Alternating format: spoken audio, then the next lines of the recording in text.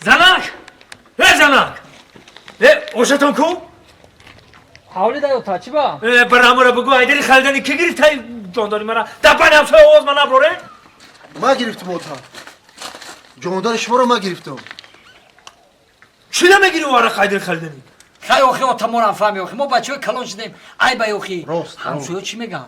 میگن که این اوتا زده میگردم مست هر روز اکی ما فهمی اوخی ای بای اوخی اوتا بس کنه شما پیر شده سین سال رفت اوخی اکی مرا بی بزن نشده راست اوتا گولی همین خیلی همین خیلی اوخی اوتا شما هم خیلی مرا گفته نه؟ همین خیلی گفته اینجا بیا بچه اینجا بیا بچه رفتیم کجا بریم اوتا؟ زنک زنک خوردی گوشم اینما چی میگی؟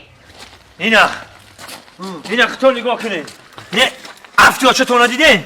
دیدیم چقدر او چمون اوخی خیلی خطور بچه های کلان شده بچه های به عقلین یک بارم او چطور نگاه کنه افتی اندوم شد اما در پیونیم قطعی همین زندگی نکنم او در هوشیارم چی خیلی زندگی میکنم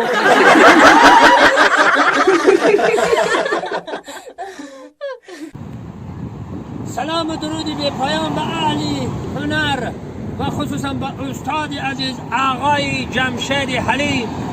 آقا و استاد عزیز جمشید حلیم برای چه SMS پیام های ما را جواب نمیدی؟ چرا؟ اما خواستیم که به تو 50 سالگی را تبریک کنیم.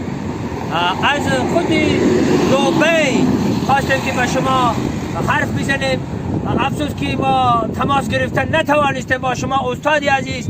ما خواستم که 50 سالگی را مبارک بادت بگم استاد عزیز.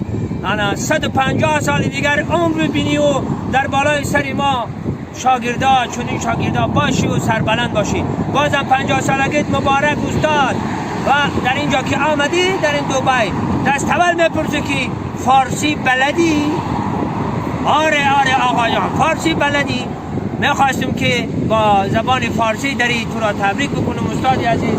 انا 50 سالگی را 50 سالگی مبارک باشد. از نام شیخ دستمراد شریف تبریک میکند از خود برج خلیف.